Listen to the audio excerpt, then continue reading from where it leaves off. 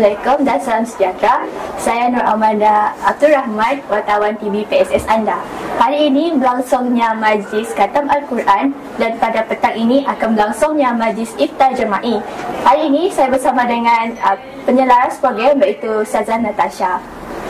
Baiklah, Ustazah, seperti yang kita tahu, bulan ini kita menyambut bulan Ramadan yang penuh mulia dan penuh barakah.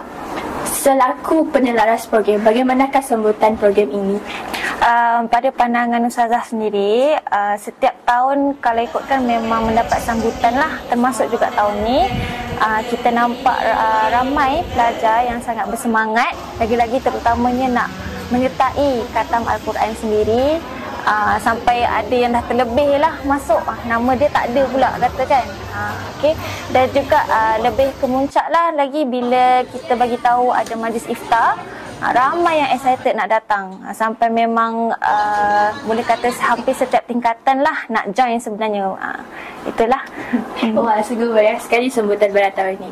Baiklah, soalan seterusnya, apakah harapan Ustazah kepada pelajar Merbau untuk program Ihya Ramadan pada masa yang akan datang? Harapan Ustazah harap kalau boleh Ustazah nak semua pelajar Islam betul-betul menyertai lagi dan betul-betul bagi sokongan lebih lah, sebab ini bukan program orang lain, ini program kita sendiri, program agama kita sendiri. Jadi kalau bukan kita, siapa lagi kan nak menyokong?